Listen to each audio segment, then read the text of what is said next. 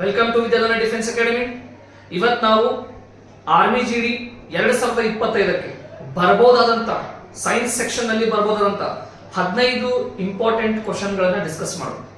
Okay sir, ನೋಡಿ ಇಲ್ಲಿ ನಾನು ಅತ್ಯಂತ ಕಡಿಮೆ ಸಮಯದಾಗ ನಿಮಗೆ ಸೈನ್ಸ್ ನಾಗ ಯಾವ ರೀತಿ ಕ್ವಶನ್ ಬಂದ್ರೆ ಯಾವ ರೀತಿ ಅದನ್ನ ಟಿಕ್ ಮಾಡಬೇಕು ಅನ್ನೋದನ್ನ ಕಲಿಸ್ಕೊಡ್ತೀನಿ. ಹಾಗಾಗಿ ನೋಡ್ರಿ, ಮೊದಲ ವಿಡಿಯೋ ಸ್ಟಾರ್ಟ್ ಮಾಡೋಣ. ಸರ್, ಇದು ಪಾರ್ಟ್ ನಂಬರ್ 3. ಆಲ್ರೆಡಿ 2 ವಿಡಿಯೋನ ಅಪ್ಲೋಡ್ ಮಾಡಿದೀನಿ, ಸೊ ನೀವು ನೋಡ್ಕೋಬಹುದು. ಮೊದಲ ಕ್ವಶನ್ ನೋಡ್ರಿ, what is treated by gamma race? Sir, ಏನ್ ಕೇಳ್ತಿದ್ದಾನಂದ್ರೆ ಈ ಗಾಮಾ ಕಿರಣಗಳಿಂದ ನಾವು ಯಾವ ರೋಗವನ್ನ ನಿವಾರಣೆ ಮಾಡಬಹುದು ಅಂತ ಪ್ರಶ್ನೆ ಕೇಳಕತ್ತಾನ ಅಷ್ಟೇ. ಸರ್, ನಾವು ಕ್ಯಾನ್ಸರ್ ರೋಗವನ್ನ ಗಾಮಾ ಕಿರಣಗಳಿಂದ ಏನ್ ಮಾಡಬಹುದು? ನಿವಾರಣೆ ಮಾಡಬಹುದು. ಸರ್, ಇದಕ್ಕೆ ಸಂಬಂಧಪಟ್ಟಂಗೆ ಮತ್ತೇನ್ ಪ್ರಶ್ನೆ ಕೇಳ್ತಾನ ಇಲ್ಲ ನೋಡ್ರಿ. ಸರ್, ನಾವು ಈ ಟ್ರೀಟ್ಮೆಂಟ್ ಒಳಗೆ ಈ ಕ್ಯಾನ್ಸರ್ ನಿವಾರಣೆ ಮಾಡೋದ್ರಾಗ ಯೂಸ್ ಮಾಡುವಂತ ವಸ್ತು ಯಾವ್ದು ಗೊತ್ತಾ? Radium isotope. ರೇಡಿಯಂ ಐಸೋಟೋಪ್ ಎಂಬ ವಸ್ತು ಉಪಯೋಗಿಸಿಕೊಂಡು ಅದರಿಂದ ಬರುವಂತಹ ಗಾಮಾ ಕಿರಣಗಳಿಂದ, ರೇಡಿಯೋ ಐಸೋಟೋಪ್ ವಸ್ತು ಯೂಸ್ ಮಾಡಿಕೊಂಡು ಅದರಿಂದ ಬರುವಂತಹ ಗಾಮಾ ಕಿರಣಗಳಿಂದ ನಾವು ಕ್ಯಾನ್ಸರ್ ರೋಗವನ್ನ ನಿವಾರಣೆ ಮಾಡ್ತೀವಿ. ಹಾಗಾದ್ರೆ ಪ್ರಶ್ನೆ ಒಳಗೆ ನಿಮಗೆ ರೇಡಿಯಂ ಐಸೋಟೋಪ್ ಅಂತ ಕೊಟ್ಟರು ಉತ್ತರ ಕ್ಯಾನ್ಸರ್ ಅಂತ ಹಾಕ್ಬಾರ್ದು, ಗಾಮಾ ಕಿರಣಗಳಂತ ಕೊಟ್ಟರು ಕ್ಯಾನ್ಸರ್ ಅಂತ ಹಾಕ್ಬಾರ್ದು. ನಿಮಗೆ ಕ್ಯಾನ್ಸರ್ ಅಂತ ಪ್ರಶ್ನೆ ಒಳಗಿದ್ದು ಯಾವ ವಸ್ತುವನ್ನು ಉಪಯೋಗಿಸ್ತಾರ ಅಂತಂದ್ರೆ ನೀವು ರೇಡಿಯಂ ಐಸೋಟೋಪ್ ಅಂತಲೂ ಹಾಕ್ಬಾರ್ದು. ಸರಿನಾ? ಇದೇನಪ್ಪಾ ಅಂದ್ರೆ ಮೊದಲ ಪ್ರಶ್ನೆಗೆ ಉತ್ತರ. ಎರಡನೇ ಪ್ರಶ್ನೆಗೆ ಹೋಗೋಣ. Radio carbon dating is used to determine the age of ಅಂತ ಕೇಳ್ತಾರೆ. ಸರ್, ಪ್ರಶ್ನೆಯನ್ನ ಕನ್ನಡದಾಗ ತಿಳ್ಕೊಳ್ಳೋದು. ರೇಡಿಯೋ ಕಾರ್ಬನ್ ಡೇಟಿಂಗ್ ಎಂಬ ಒಂದು ತಂತ್ರಾಂಶವನ್ನ ಯಾವುದರ ವಯಸ್ಸನ್ನ ಕಂಡು ಹಿಡಿಯಲು ಉಪಯೋಗಿಸುತ್ತೇವೆ ಅಂತ ಕೇಳ್ತಾರೆ. ಸರ್, ಇದಕ್ಕಿಂತ ಮುಂಚೆ ನಾವು ರೇಡಿಯೋ ಕಾರ್ಬನ್ ಡೇಟಿಂಗ್ ಅಂದ್ರೆ ತಿಳ್ಕೋಬೇಕು. ಸರ್, ಇದಂದ್ರೆ ಏನ್ ಗೊತ್ತಾ? ಅನ್ಕೋರಿ, ಭೂಮಿ ಒಳಗ ಈಗ ಸತ್ತಿರ್ತಾವ ಪ್ರಾಣಿ ಸತ್ತಿರ್ತಾವ, ಹೌದಾ? ಸಸ್ಯಗಳು ಸತ್ತು ಹೂತು ಹೋಗಿರ್ತಾವ. ಈ ಹೂತು ಹೋದಂತ ಪ್ರಾಣಿಗಳು ಮತ್ತು ಸಸ್ಯಗಳ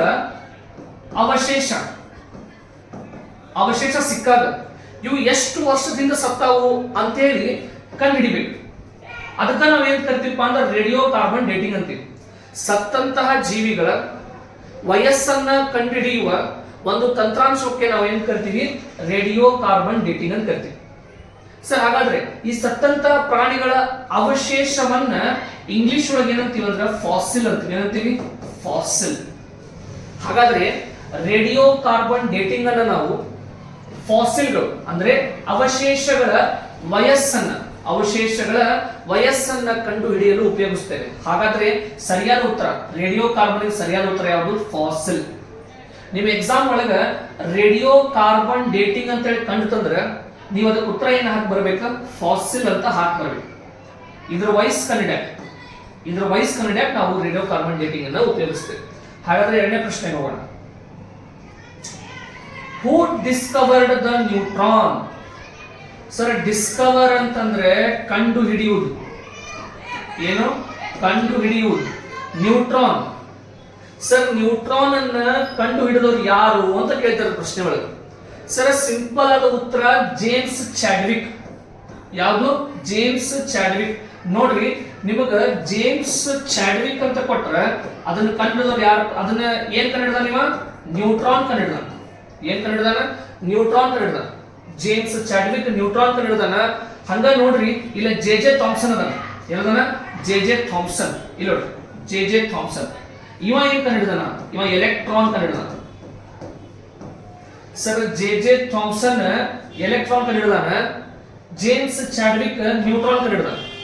ನಿಮ್ ಎಕ್ಸಾಮ್ ಒಳಗ ನ್ಯೂಟ್ರಾನ್ ಅಂತ ಬಂದ್ರ ಜೇಮ್ಸ್ ಚಾಡ್ವಿಕ್ ಹಾಕ್ಬಾರ್ದು. ನಿಮ್ ಎಕ್ಸಾಮ್ ಒಳಗ ಎಲೆಕ್ಟ್ರಾನ್ ಅಂತ ಬಂದ್ರ ಜೆ ಥಾಮ್ಸನ್ ಅಂತ ಹಾಕ್ಬಾರ್ದು. ಸರ್, ಇಲ್ಲಿ ಮತ್ತೆ 4ನೇ ಆಪ್ಷನ್ ಐತಿ ನೋಡಿ. ಏನೈತಿ? ಜಾನ್ ಡಾಲ್ಟನ್ ಐತಿ. ಏನೈತಿ? John Dalton. ಸರ್, ಈ ವಿಜ್ಞಾನಿ ಏನ್ ಮಾಡಿದಾನೆ ಗೊತ್ತಾ? ಈ ವಿಜ್ಞಾನಿ ಅಟಾಮಿಕ್ ಥಿಯರಿನ ಕೊಟ್ಟಾನ. ಸರಿ, ನಿಮ್ ಎಕ್ಸಾಮ್ ಒಳಗ ಅಟಾಮಿಕ್ ಥಿಯರಿನ ಡಿಸ್ಕವರ್ ಮಾಡಿದವರು ಯಾರು ಅಂತ ಕೇಳಿದ್ರೆ ಜಾನ್ ಡಾಲ್ಟನ್ ಬರೀ. ನಿಮ್ ಎಕ್ಸಾಮ್ ಒಳಗ ಎಲೆಕ್ಟ್ರಾನ್ ಯಾರು ಕಂಡಿದಾರ ಅಂತ ಕೇಳಿದ್ರೆ ಜೆ ಥಾಮ್ಸನ್ ಬರೀ. ನಿಮ್ಮ ಎಕ್ಸಾಮ್ ಒಳಗ ನ್ಯೂಟ್ರಾನ್ ಯಾರು ಕಂಡಿಡ್ತಾರ ಅಂತ ಕೇಳಿದ್ರೆ ಜೇಮ್ಸ್ ಚಾಡ್ವಿಕ್ ಬರ್ರಿ, ಸರಿನಾ? ಸೊ ಹಿಂಗೆ ಏನಪ್ಪಾ ಅಂತಂದ್ರ ಸೈನ್ಸ್ ಒಳಗ ಈ ಕ್ವಶನ್ ಬಹಳಷ್ಟು ಸರಿ ಕೇಳಿದಾನೆ. ಸೊ ಹಂಗಾಗಿ ಇದನ್ನ ನೀವು ನೋಡ್ಕೊಂಡು ಹೋಗ್ಬೇಕಾಗತ್ತೆ. Next question, what is the process sir called when solid directly converted into gas? Sir ಪ್ರಶ್ನೆ ನೋಡ್ಕೊರಿ ಇಲ್ಲಿ. ಸಾಲಿಡ್ ಅನ್ನ ಅಂದ್ರೆ ಘನ ವಸ್ತುಗಳನ್ನ ಡೈರೆಕ್ಟ್ ಆಗಿ ಹೀಟ್ ಮಾಡಿದಾಗ, ಸಾಲಿಡ್ ಘನ ವಸ್ತುಗಳು, ಕಲ್ಲು, ಮಣ್ಣು, ಇಂಥ ಘನ ವಸ್ತುಗಳು ಬರ್ತಾವಲ್ಲ, ಈ ಘನ ವಸ್ತುಗಳನ್ನ ಡೈರೆಕ್ಟ್ ಆಗಿ ನಾವು ಕಾಯಿಸಿದಾಗ ಅವು ಏನಾಕವಂತ ಗ್ಯಾಸ್ ಹಾಕವಂತ, ಅನಿಲ ಆಗ್ತೈತಂತ. ಏನಾಕೈತಂತ? ಅನಿಲ. ಸೊ ಸಾಲಿಡ್ ಡೈರೆಕ್ಟ್ ಆಗಿ ಗ್ಯಾಸ್ ಆಗುತ್ತ ನೀವು ಕಾಯಿಸಿದಾಗ. ಇಂಥ ಒಂದು ಪ್ರತಿಕ್ರಿಯೆಗೆ ಏನೆಂದು ಕರೆಯುತ್ತೇವೆ ಅಂತ ಇಲ್ಲಿ ಪ್ರಶ್ನೆ. ಸರ್ ಇದಕ್ಕೆ ಸರಿಯಾದ ಉತ್ತರ ಇಲ್ಲಿ ಆಪ್ಷನ್ ಒಳಗಿಲ್ಲ. ಸೊ ಇಲ್ಲಿ ನೋಡಿ ಆಪ್ಷನ್ ಇ ಅಂತ ಕೊಡ್ತೀನಿ ನಾನು ಒಂದು, ಏನಂತ ಹೇಳಿ, ಸಬ್ಲಿಮೇಷನ್. ಏನ? ಸಬ್ಲಿಮೇಷನ್.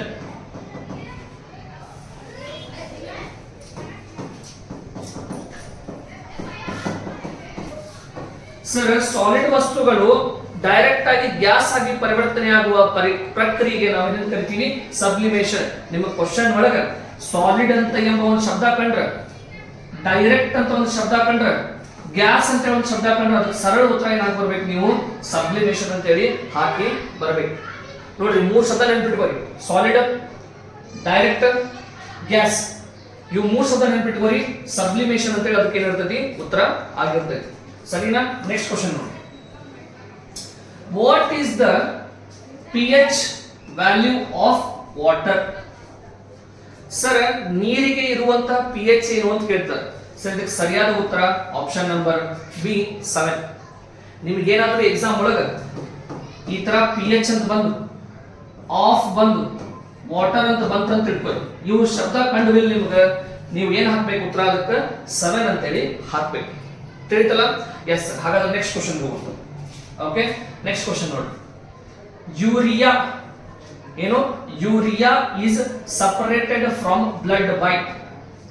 ಸರ್ ಪ್ರಶ್ನೆ ಏನ್ ಕೇಳ್ತಿದಾರೆ ಅಂದ್ರೆ, ಯೂರಿಯಾ ಅಂದ್ರೆ ಮೂತ್ರ, ಯೂರಿಯಾ ಅಂದ್ರೆ ಮೂತ್ರವನ್ನ, ಬ್ಲಡ್ ಅಂದ್ರೆ ರಕ್ತ. ಬ್ಲಡ್ ಅಂದ್ರೆ ಏನು? ರಕ್ತ. ನಮ್ಮ ದೇಹದಲ್ಲಿ ಉತ್ಪತ್ತಿಯಾಗುವ ಮೂತ್ರವನ್ನ ರಕ್ತದಿಂದ ಬೇರ್ಪಡಿಸುವ, ಸಪರೇಟ್. ಏನು? ಸಪರೇಟ್. ನಮ್ಮ ದೇಹದಲ್ಲಿ ಉತ್ಪತ್ತಿಯಾಗುವ ಮೂತ್ರವನ್ನ ರಕ್ತದಿಂದ ಬೇರ್ಪಡಿಸುವುದು ಯಾವ ಅಂಗ ನಮ್ಮ ದೇಹದೊಳಗೆ? ಸರ್ ನಮ್ಮ ದೇಹದಾಗ ರಕ್ತದಿಂದ ಮೂತ್ರವನ್ನ ಬೇರ್ಪಡಿಸುವುದು ಕಿಡ್ನಿ. ಯಾವುದು? Kidney. The green colour of leaves is due to the presence of. ಪ್ರಶ್ನೆನ ಕನ್ನಡದಾಗ ಅರ್ಥ ಮಾಡ್ಕೊಳ್ಳೋಣ. ಗ್ರೀನ್ ಕಲರ್ ಹಸಿರು ಬಣ್ಣ, ಹಸಿರು ಬಣ್ಣ ಯಾವುದು? ಲೀವ್ಸ್. ಲೀವ್ಸ್ ಅಂದ್ರೆ ಯಾರು? ಎಲೆ. ಎಲೆಗಳ ಹಸಿರು ಬಣ್ಣ, ಎಲೆಗಳ ಹಸಿರು ಬಣ್ಣಕ್ಕೆ ಕಾರಣ ಏನು ಅಂತ ಕೇಳ್ತಾರೆ. ಸರ್ ಎಲೆಗಳ ಹಸಿರು ಬಣ್ಣಕ್ಕೆ ಕಾರಣ ಕ್ಲೋರೋಫಿಲ್. ಯಾವುದು? ಕ್ಲೋರೋಫಿಲ್. ಸರ್ ಕ್ಲೋರೋಫಿಲ್ ಎಲೆ ಒಳಗ ಐತಿ ಅನ್ನೋ ಕಾರಣಕ್ಕೆ ಅದು ಹಸಿರು ಕಾಣುತ್ತೆ. ಸರ್ ಪ್ರಶ್ನೆ ಹೆಂಗ್ ಗೊತ್ತಿಡಿಬೇಕು? ಪ್ರಶ್ನೆ ಬಹಳ ಸಿಂಪಲ್ ಗೊತ್ತಿಲ್ಲ, ಹೇಳ್ಕೊಡ್ತೀನಿ ನೋಡ್ರಿ ನಿಮ್ಗೆ. ಓಕೆ, ಗ್ರೀನ್ ಕಲರ್ ಅಂತ ಬಂದು ಲೀವ್ಸ್ ಅಂತ ಬಂದ್ರೆ, ಓಕೆ, ಇವೆರಡು ಶಬ್ದ ಇತ್ತಂದ್ರ ನೀವು ಉತ್ತರ ಏನ್ ಹಾಕಿ ಬರ್ಬೇಕು? ಕ್ಲೋರೋಫಿಲ್ ಅಂತ ಹಾಕಿ ಬರ್ಬೇಕು. ಇಷ್ಟ ಹಾಕ್ರಿ ನೀವು, ನಿಮಗೆ ಸೈನ್ಸ್ ಈಸಿ ಆಗ್ತೈತಿ. ಸರಿನಾ? ಹಾಗಾದ್ರೆ ಮುಂದೆ ಪ್ರಶ್ನೆ ನೋಡೋಣ. Who is the cause of black heart in potato? Sir ನೋಡಿ, ಪ್ರಶ್ನೆ ಸರಿಯಾಗಿ ಅರ್ಥ ಮಾಡ್ಕೊಳ್ಳಿ. ಇದನ್ನ ಕೇಳಿದ ಪ್ರಶ್ನೆ, ಇದನ್ನ ಮಂಗಳೂರು ARO ಒಳಗ ಪ್ರಶ್ನೆ ಕೇಳಿದ. ಸರಿನಾ? ಪ್ರಶ್ನೆ ಅರ್ಥ ಮಾಡ್ಕೊಳ್ಳಿ. ಪೊಟ್ಯಾಟೋ ಅಂದ್ರೆ ಆಲೂಗಡ್ಡೆ. ಬ್ಲಾಕ್ ಹಾರ್ಟ್ ಅಂತಂದ್ರೆ ಒಂದು ಕರ್ರನದ ಒಂದು ಪ್ಯಾಚ್. ಈಗ ಇದು ಆಲೂಗಡ್ಡೆ ಅನ್ಕೋರಿ, ಅದನ್ನ ಕೊಯ್ದಾಗ ಒಳಗ ಆಲೂಗಡ್ಡೆ ಏನಾಗುತ್ತೆ ಅಂದ್ರ ಹಿಂಗ ಬ್ಲಾಕ್ ಕಲರ್ ಆಗತ್ತೆ. ಓಕೆ, ಇಲ್ಲಿ ಬ್ಲಾಕ್ ತೋರ್ಸಕ್ ಆಗಲ್ಲ, ಬಟ್ ನಾನು ರೆಡ್ ಇಲ್ಲಿ ತೋರಿಸ್ತೀನಿ ನಿಮ್ಗೆ. ಆಲೂಗಡ್ಡೆ ಕೊಯ್ದಾಗ ಹಿಂಗ್ ಒಳಗ್ ಬ್ಲಾಕ್ ಕಲರ್ ಆಗಿರ್ತೈತಿ. ಇದು ಬ್ಲಾಕ್ ಅಲ್ಲ, ಹಿಂದೆ ಬ್ಲಾಕ್ ಬ್ಯಾಕ್ ಗ್ರೌಂಡ್ ಬ್ಲಾಕ್ ಐತಲ್ಲ, ಆ ಕಾರಣಕ್ಕೋಸ್ಕರ ರೆಡ್ ತಗೊಂಡಿನಿ. ಸರಿನಾ? ಸೊ ಆಲೂಗಡ್ಡೆ ಒಳಗಡೆ ಹಿಂಗೊಂದು ಕರ್ರದ್ ಏನಪ್ಪಾ ಅಂತಂದ್ರೆ ಬ್ಲಾಕ್ ಅಂತ ಏನಾಗುತ್ತೆ, ಒಂದು ಪ್ಯಾಚ್ ಬರ್ತೈತಿ. ಈ ಪ್ಯಾಚ್ಗೆ ಕಾರಣ ಏನು ಅಂತ ಕೇಳ್ತಾರೆ. ಆಲೂಗಡ್ಡೆಯಲ್ಲಿ ಉಂಟಾಗುವ ಒಂದು ಕರೆಯದ ಒಂದು ಪ್ಯಾಚ್ಗೆ ಕಾರಣ ಏನಂತ ಕೇಳಿದಾಗ ಇದಕ್ಕೆ ಸರಿಯಾದ ಉತ್ತರ ಏನ್ ಗೊತ್ತಾ? Lack of oxygen. Sir English ಒಳಗೆ ಲ್ಯಾಕ್ ಆಫ್ ಆಕ್ಸಿಜನ್ ಅಂದ್ರೆ ಏನು? ಇಲ್ಲಿ ನೋಡಿ, ಲ್ಯಾಕ್ ಅಂತಂದ್ರೆ ಕಡಿಮೆ. ಲ್ಯಾಕ್ ಅಂದ್ರೆ ಏನು? ಕಡಿಮೆ. ಆಕ್ಸಿಜನ್ ಕಡಿಮೆ ಇದ್ದಾಗ, ಆಕ್ಸಿಜನ್ ಕಡಿಮೆ ಇದ್ದಾಗ ಆಲೂಗಡ್ಡೆಯಲ್ಲಿ ಒಂದು ಕರೆ ಪ್ಯಾಚ್ ಮೂಡುತ್ತೆ ಒಳಗಡೆ. ಸೊ ಅದಕ್ಕೆ ನಾವು ಏನಪ್ಪಾ ಅಂದ್ರೆ ಬ್ಲ್ಯಾಕ್ ಹಾರ್ಟ್ ಅಂತ ಕರಿತೀವಿ. ಏನ್ ಕರಿತೀವಿ? Black heart. ನಿಮಗೆ ಪ್ರಶ್ನೆ ಒಳಗ ಬ್ಲ್ಯಾಕ್ ಹಾರ್ಟ್ ಅಂತ ಕಂಡು ಪೊಟ್ಯಾಟೊ ಅಂತ ಕಂಡ್ರೆ ಅದಕ್ಕೆ ಉತ್ತರ ಲ್ಯಾಕ್ ಆಫ್ ಆಕ್ಸಿಜನ್. ಇವು ಮೂರು ಶಬ್ದಗಳನ್ನು ಜೋಡಿ ಮಾಡ್ಕೊಡ್ರಿ.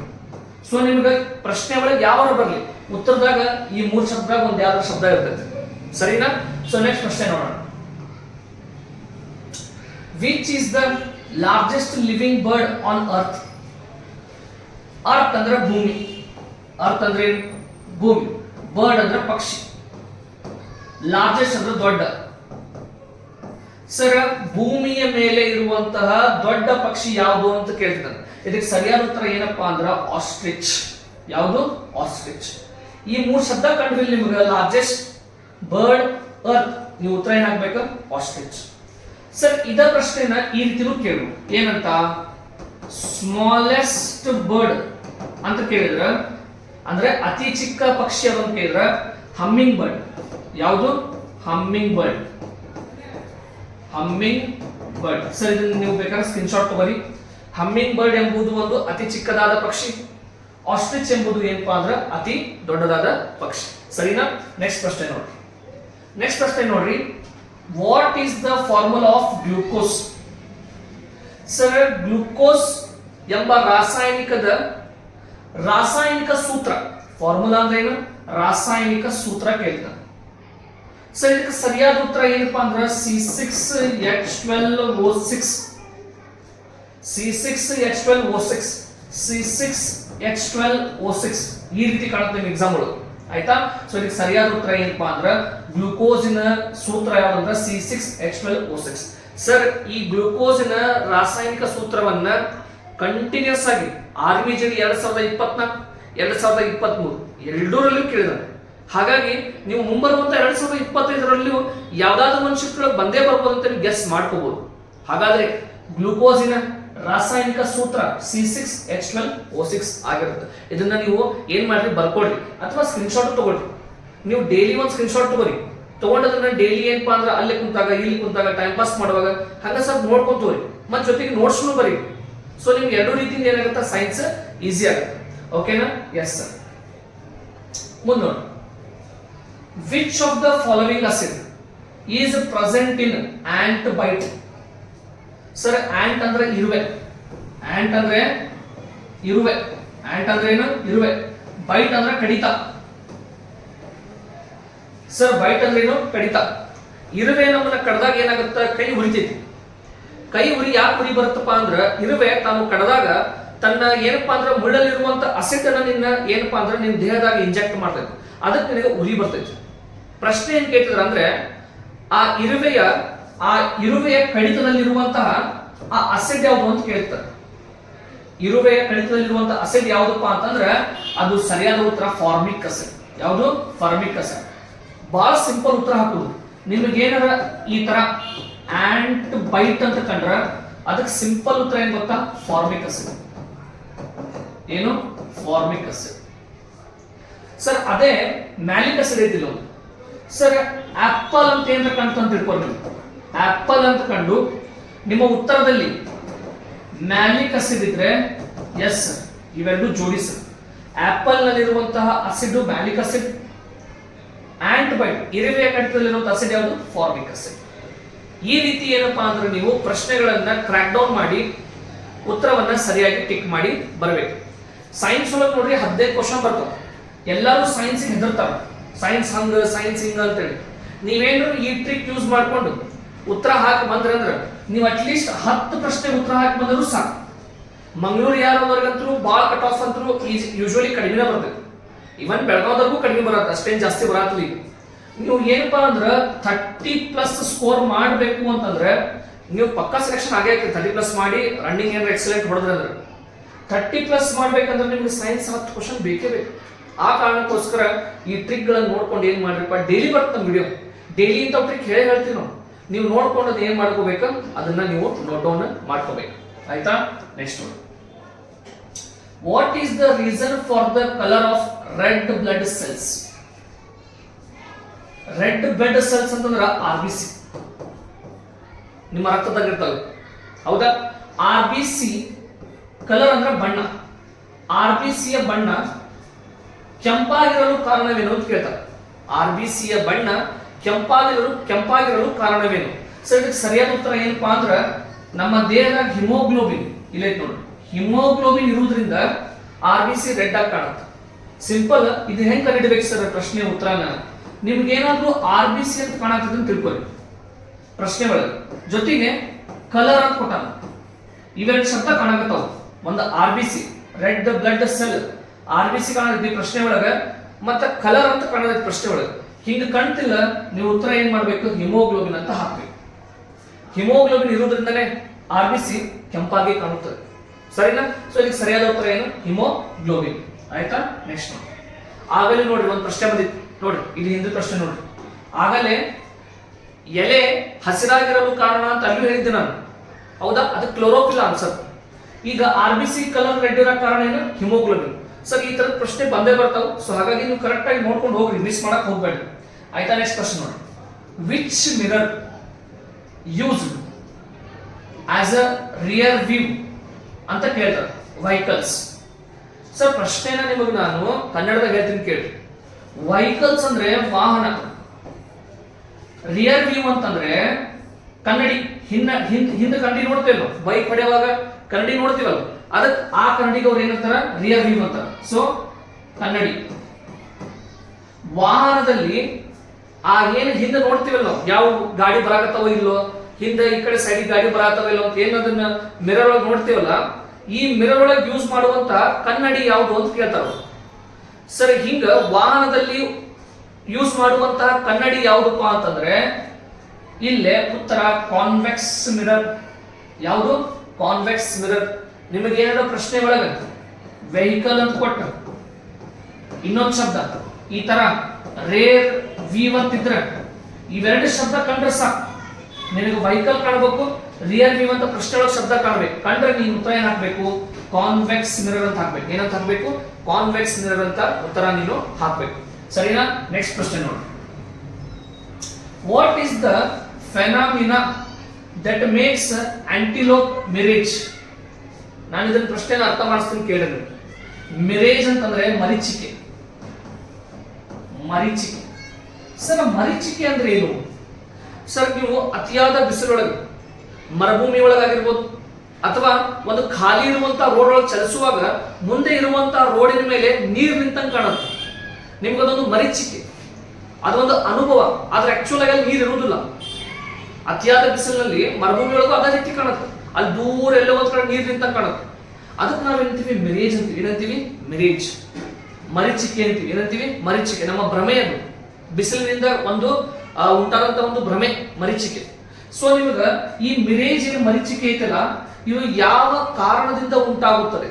ಸರ್ ಇದಕ್ಕೆ ಸರಿಯಾದ ಉತ್ತರ ಏನಪ್ಪಾ ಅಂದ್ರ ಕಂಪ್ಲೀಟ್ ಇಂಟರ್ನಲ್ ಚೇಂಜ್, ಅಥವಾ ಇದನ್ನ ಹಿಂಗೆ ಹೇಳ್ಬೋದು, ಏನಪ್ಪಾ ಅಂದ್ರ ಟೋಟಲ್ ಇಂಟರ್ನಲ್ ರಿಫ್ಲೆಕ್ಷನ್. ಎರಡು ಒಂದೇ, ಮೇಲೆ ಬರ್ತಿದ್ದು ಒಂದೇ, ಕೆಳಗೆ ಬರ್ತಿದ್ದು ಒಂದೇ. ಟೋಟಲ್ ಇಂಟರ್ನಲ್ ರಿಫ್ಲೆಕ್ಷನ್ ಎಂಬ ಒಂದು ಪ್ರಕ್ರಿಯೆಯಿಂದ ನಮಗೆ ಮಿರೇಜ್ ಕಾಣುತ್ತದೆ. ನಮಗೇನ್ ಕಾಣುತ್ತದೆ? ಮಿರೇಜ್ ಕಾಣುತ್ತದೆ. ನಿಮಗೆ ಪ್ರಶ್ನೆ ಒಳಗೆ ಮಿರೇಜ್ ಅಂತ ಕಂಡ್ರೆ ಉತ್ತರ ಟೋಟಲ್ ಇಂಟರ್ನಲ್ ರಿಫ್ಲೆಕ್ಷನ್ ಅಂತ ಹಾಕಿ ಬರ್ರಿ, ಅಥವಾ ಕಂಪ್ಲೀಟ್ ಇಂಟರ್ನಲ್ ಚೇಂಜ್ ಅಂತ ಹಾಕ್ಬರ್ರಿ. ಸರಿನಾ? ಸೊ ಇದಕ್ಕೆ ಸರಿಯಾದ ಉತ್ತರ ಏನು? ಕಂಪ್ಲೀಟ್ ಇಂಟರ್ನಲ್ ಚೇಂಜ್ ಅಥವಾ ಟೋಟಲ್ ಇಂಟರ್ನಲ್ ರಿಫ್ಲೆಕ್ಷನ್. ಶಬ್ದ ಯಾವ್ದು ಕಾಣಬೇಕು? ಮಿರೇಜ್ ಕಾಣಬೇಕು. ಸರಿನಾ? Yes sir. ನೆಕ್ಸ್ಟ್ ನೋಡಿ, ಲಾಸ್ಟ್ ಕ್ವಶನ್ ನೋಡಿ, ಸ್ವಲ್ಪ ದೊಡ್ಡ ಮಾಡ್ತೀನಿ. ಓಕೆ, ಸ್ವಲ್ಪ ದೊಡ್ಡ ಮಾಡ್ತೀನಿ ನೋಡಿ. ಓಕೆ, ಇಲ್ಲಿ which one of the following is best suited for making an electromagnet? Sir ಪ್ರಶ್ನೆ ಏನ್ ಗೊತ್ತಾ? ಎಲೆಕ್ಟ್ರೋಮ್ಯಾಗ್ನೆಟ್ ಅನ್ನ ತಯಾರು